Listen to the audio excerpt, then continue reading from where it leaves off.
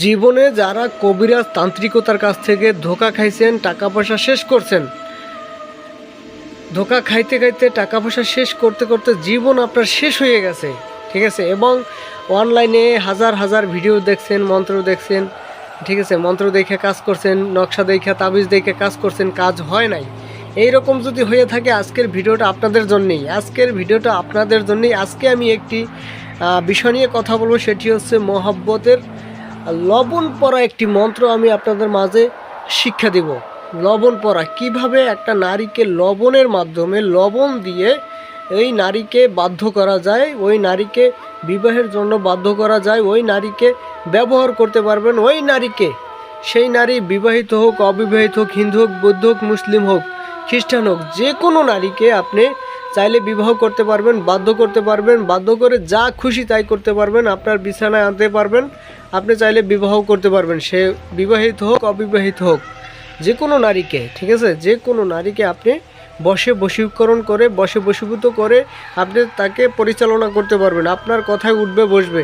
অনেকে দেখা যায় যে সম্পর্ক করছেন, টাকা পয়সা খাইয়ে সম্পর্ক নষ্ট করে চলে গেছে। এরকম যদি হয়ে থাকে সেক্ষেত্রেও আপনারা এই কাজটি করতে পারবেন। যাই হোক, বর্তমানে অনলাইনে হাজার হাজার কবিরাজ আছে, তান্ত্রিক আছে, তাদের ভিতরে দেখা গেছে 100-র ভিতরে 90-95 জনই প্রতারক। হয়তো ভালো 5 জন থাকতে পারে, কিন্তু ওই ভালো 5 জনের ভিতর একজনকে পাওয়া বড় মুশকিল হয়ে যায় একটা সাধারণ মানুষের কাছে। তাই বলছি, একটা সাধারণ মানুষ কেন হয়রানি হবে, কেন প্রতারিত হবে, ঠিক আছে, কেন প্রতারিত হবে? নিজের কাজ নিজে করবেন।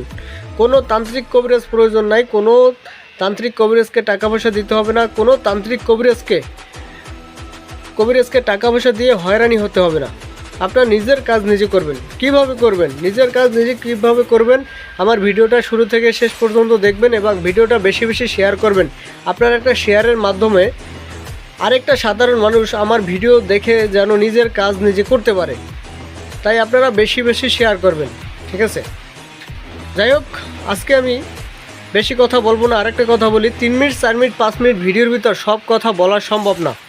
তাই যে কোনো কাজ করার আগে আমার এই স্ক্রিনে দেওয়া নাম্বার আছে, ইমো আছে, হোয়াটসঅ্যাপ আছে, যোগাযোগ কইরা বা সরাসরি কল দিতে পারেন। নামাজের টাইমে কেউ কল দিবে না, অনুরোধ রইল।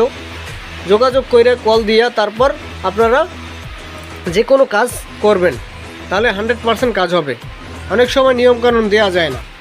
যাই হোক, আজকে দেখেন মহব্বতের লবণ পরা একটি মন্ত্র নিয়মকানুন সহকারে আমি দেখাই দিচ্ছি। নিয়ম সহকারে দেখাই দিচ্ছি। ফলনাকে, ঠিক আছে, ওই ফলনির জায়গায় ওই কাঙ্ক্ষিত ব্যক্তির নাম আর ফলনাকে যে করবে তার নাম, ঠিক আছে। যাই হোক, আপনারা বুঝতে পারছেন এই মন্ত্র স্বয়ংসিদ্ধি একটি মন্ত্র। জাস্ট মুখস্থ করবেন, 7 বার পরিয়ে দম করিয়ে ওই লবণের উপরে 7টা ফু দেবেন, তারপর ওই 3 দিন চুলা জ্বালাইবেন, ঠিক আছে। এ হলো নিয়মকানুন। যাই হোক, তারপরও আরও ভালো কিছু নিয়মকানুন আছে, এটার ভিতরে কিছু ভেদ আছে, এগুলো ভাঙ্গা ভিডিওর ভিতর দেওয়া সম্ভব না। তাই আপনারা সরাসরি ফোন দিয়া তারপর জেনে নেবেন, ঠিক আছে। ভালো থাকবেন, সুস্থ থাকবেন। আসসালামু আলাইকুম।